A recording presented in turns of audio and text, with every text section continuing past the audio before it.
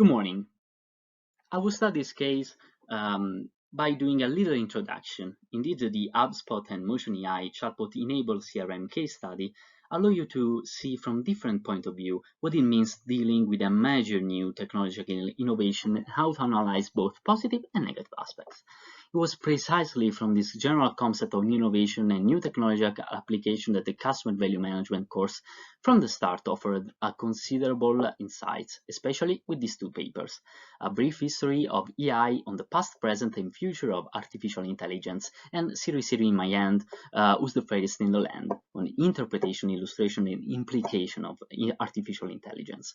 We're quick to introduce this topic, point out that what the furious wave of innovation in AI has an historical roots, going back to the middle of the last century while remaining very relevant today. At the testimony of this, the 1964 ELISA experiment, where was the first attempt to pass the famous Turing test.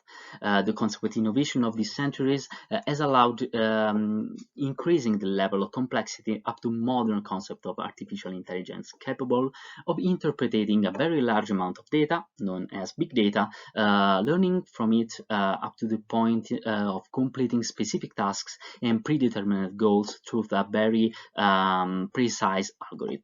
The case, therefore, it is unfolding this subtle leitmotif determined by the crucial choice by HubSpot to introduce or not at what level the chatbot produced by Motion AI. The analysis is approached primarily from a point of view of the customer relationship, and thus this course is particularly centered, providing all the tools to read the case with a crucial and critical thinking.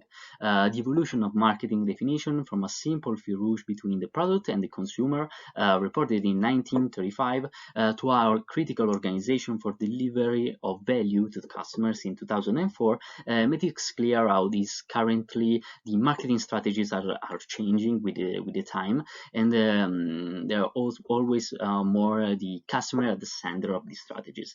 It's found in the case study where the choice of chatbot is considered only if they can provide an added value to the customer rather than a simple economic benefit to the clients and to the company. But starting with the first question, we can indeed see that it's crucial to do back to the new version of the new concept of relationship management. So putting at the center the customers without neglecting that the company has to do the best interest for its shareholders. So the hybrid approach is what I suggest, because it allows both to benefits from an effective and scalable resources allocation achieved by chatbot without sacrificing too much the service offered to the customers. Going to the second question, we have the very good references to analyze this question. The paper by Penny, Adrian, and Pennyfro from 2005 with the strategic framework for customer relationship management, written for the Journal of Marketing, where the CRM is analyzed at a different level. It's presented in a framework. The strategy must be implemented at the organizational level, so it's not so it's something that we need to keep in mind. So for this case, we have to keep in mind to provide the best advice for the company. So introduce the chatbot in different funnels. Will be beneficial for the work organization. Of course, better for tofu and modu funnels instead of both one.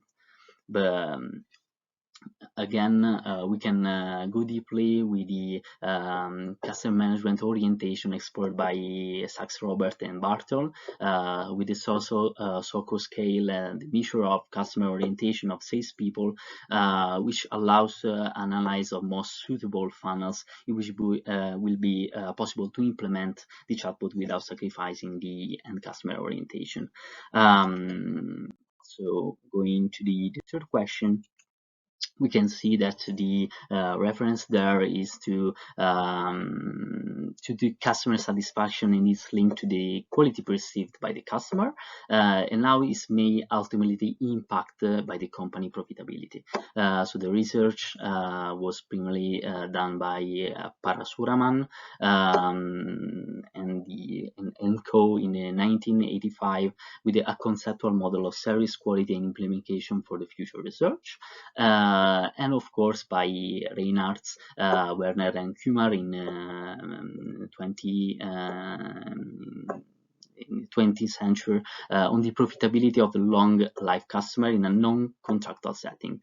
It's very important to specify this, because the indeed the first paper helps to deline the quality the customer perceiving a service in a function of a magnitude and direction of the gap between the expected services and perceived services, while the second one is analyze the customer, which become more and more valuable. In fact, research allows a positive relationship between the customer loyalty and profitability, of course only for specific type of contract forms. Indeed, we can skip to the fourth question. The main purpose indeed is to analyze these two different channels, the B2B and the B2C channels. Now Chatbot create a greater customer equity value. Indeed, for this specific case, the B2C channel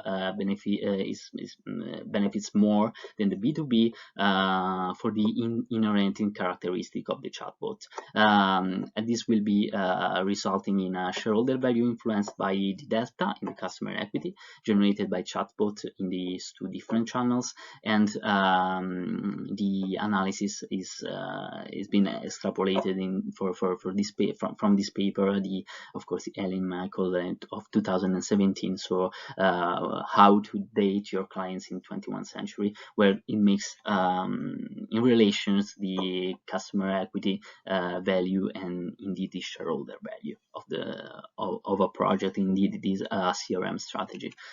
The last question regards indeed what we said at the beginning. Indeed, is vital to understand what brings us to the artificial intelligence, and even more is crucial to see to see how the malleability of this instrument needs to be managed in different forms and types. Indeed, the purpose of the business is to underline the brand identity and the customer value management, especially where the IT resources are rapidly changing and will be introducing during the CRM strategies. So the uncharted territory of this big data and the world over and over interconnected by social media is something that is need to be